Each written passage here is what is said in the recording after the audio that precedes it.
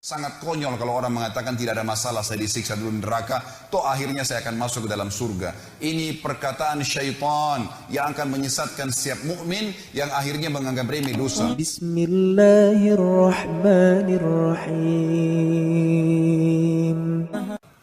Teman-teman sekalian, renungi makna ini. Kalau seseorang di antara kita mengambil korek gas yang biasa dipakai bakar oleh teman-teman kita mungkin yang masih merokok, kalau dia bakar jarinya 10 detik saja, jari dibakar dengan api yang kecil sudah memar. Kalau 10 detik, kalau 1 menit teman-teman sekalian sudah cukup untuk membuat matang tangan itu dan perlu operasi untuk diperbaiki. Bagaimana dengan api yang berkobar-kobar? Banyak orang tidak merenungi masalah ini, tidak memikirkan. Tetangga saya pernah mengalami kebakaran di kota Makassar pada saat itu beberapa tahun lalu. Saya coba ingin membantu saja, tiba-tiba ada api yang sangat besar menyambar di depan mata saya. Dan saya membayangkan bagaimana kalau api itu subhanallah menyambar tubuh saya bisa hangus seketika pada saat itu. Tapi alhamdulillah Allah masih selamatkan. Tapi saya jadikan sebagai pelajaran. Api yang berkobar teman-teman sekalian luar biasa.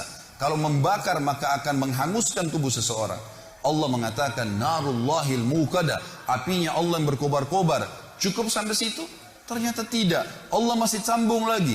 Allati, yang api itu tattali'u alal af'idah. Sifatnya api itu kalau dibakar kakinya penghuni neraka nanti yang humaza dan lumaza ini akan membakar sampai ke jantungnya. Orang Arab mengatakan dalam bahasa Arab teman-teman sekalian, kalau dia melihat sesuatu, dia mengatakan ra'aitu, saya sudah melihatnya. Kalau sesuatu itu sangat dekat dan mudah dijangkau. Tetapi kalau orang Arab ingin melihat sebuah benda, misal di pinggir lautan, ada benda yang sangat jauh di seberang pulau sana. Atau dia di atas gunung, dia ingin melihat sesuatu yang jauh. Dan itu jarang dilihat orang-orang lain. Kemudian berhasil matanya melihat, maka dia akan menggunakan kalimat ittala'tu. Saya berhasil melihatnya, target yang sudah susah dilihat oleh orang lain. Makanya dalam baca buku pun dikatakan ittala'tu. Saya berhasil melihat sesuatu informasi yang saya butuhkan. Allah menggunakan kosakata ini. Sifat neraka tadi, api yang berkobar-kobar khutama itu, kata Allah allati yang tattali'u ittala'a, sampai pada target alal afidah, ke jantung manusia. Kata para ulama tafsir, kalau dibakar kakinya langsung ke jantungnya terbakar. Padahal kalau rasional kita datangkan manusia dan dibakar teman-teman sekalian, yang terakhir terbakar jantungnya karena diselimuti oleh kulit, otot, tulang dan seterusnya. Cukup sampai situ? Tidak lagi. Allah masih sebutkan agar orang betul-betul meninggalkan perbuatan buruk ini. Setelah dikatakan allati tattali'u alal af'idah, innaha, sesungguhnya api itu alaihim mu'sadah, terhadap mereka melengket atau melekat. Mu'sadah bahasa lainnya adalah multasiqah, melekat. Kalau ada api teman-teman sekalian, kita dilemparkan, disemprotkan api, lalu api itu tertarik kembali, kita rasakan panasnya tapi cuma sebentar. Tetapi kalau tubuh kita diberikan bensin, lalu disemprotkan api sehingga api itu melekat di tubuh kita, maka akan terus terasa panasnya. Per detiknya terasa panas. Maka Allah menggunakan kalimat ini.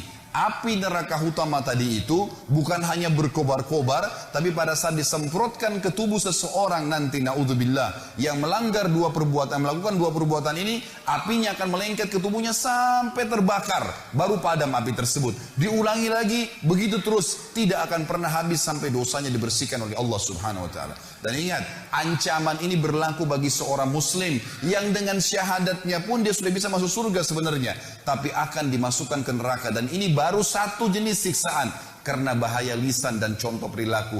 Belum bicara masalah dosa zina, belum bicara masalah dosa riba, belum bicara masalah dosa durhaka dengan orang tua, ditambahkan azab-azab kepada mereka. Sangat konyol kalau orang mengatakan tidak ada masalah saya disiksa dulu di neraka, toh akhirnya saya akan masuk ke dalam surga. Ini perkataan syaitan yang akan menyesatkan setiap mukmin yang akhirnya menganggap remeh dosa. Subhanallah, Allah mengatakan sungguhnya api itu sampai ke dalam jantung manusia dan api itu melengket pada mereka. Inna alaihim mu'sadah. Tidak cukup sampai situ teman-teman sekalian. Allah menutup surah ini dengan kalimat, kata ulama, yang luar biasa. Kalimat ini menandakan siksaan yang luar biasa, tidak bisa dibayangkan. Fi amadin mumaddadah, kata Allah, dan mereka akan diikat di tiang-tiang yang bergelantungan. Kata ulama tafsir, penutupan surah ini luar biasa kalau orang memahaminya. Rasionalnya begini, kalau masjid ini kita tutup semua, tidak ada lubangnya sedikit pun, lalu kemudian kita bakar dengan api teman-teman sekalian, ada orang yang mau dibakar di sini, nggak diikat di tiang, dibiarkan dia berlari-lari sana sini, tapi penuh dengan api ruangan ini. Pasti dia akan mati terbakar, tapi ada jeda. Pada saat dia lari ke sana, dia lari ke sini, ada jeda, dia tidak rasakan panasnya api.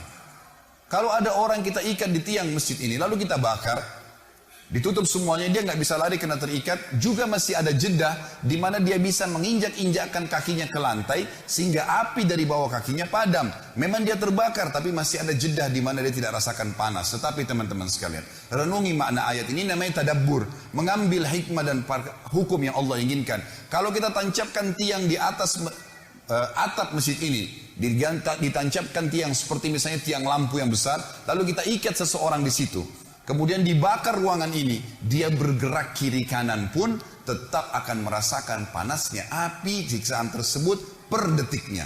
Dan ini kata ulama adalah makna yang luar biasa, mengandalkan sudah cukup seorang muslim meninggalkan dosa ini.